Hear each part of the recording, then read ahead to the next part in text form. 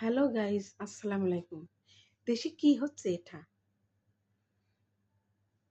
মাত্র ৮ বছরের শিশুকেও এরা ছাড়ছে না। ৮ বছর তো দূরে থাক, ৪ বছরের শিশুকে এরা ছাড়ছে না। দুনিয়ায় সব জানোয়ার তৈরি হয়েছে। এদেরকেও ফাঁসি দিলেও চলবে না। এদেরকে কেউ কি ফাঁসি দেবে বলেন? দেশের তো আইনই ভালো না। আসুন, আমরা কি করব জানেন? আমরা সবাই এক হব। পুলিশ আবার যারা প্রতিবাদ জানাচ্ছে তাদেরকে পুলিশ ধরে পিটাচ্ছে। এটা কি বাংলাদেশ? এই বলে বাংলাদেশ।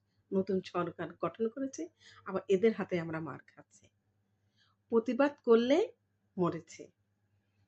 যারা এই কাজটা করেছে বাপ বেটা মিলে, এদেরকে কি করা উচিত জানেন? এদেরকে পুরুষ অঙ্গ কেটে নেওয়া উচিত।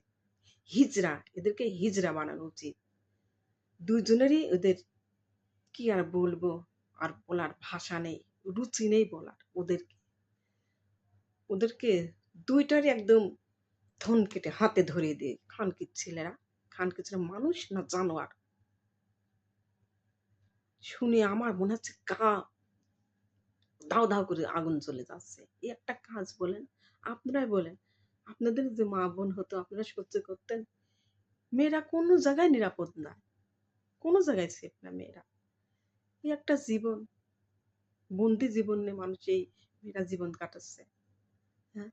শয়তানরা, শয়তানের ওর যদি সন্তানের ঐরকম হইতো ঠিক হইতো জানেন? খুব কষ্ট হয়।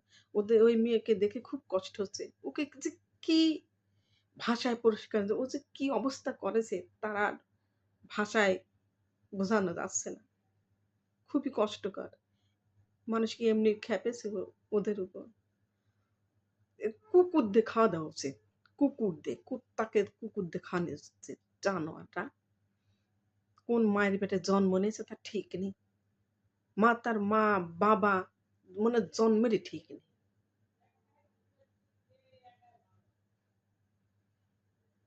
বন্ধুরা, আমার সঙ্গে একমত হলে আমার ভিডিওটা শেয়ার করবেন। সবার সামনে ওর পুরুষাঙ্গ ২ জনের পুরুষাঙ্গ কেটে ফেলানো হোক। এইটা হচ্ছে ন্যায্য বিচার। পুরুষাঙ্গ কেটে ফেলানো।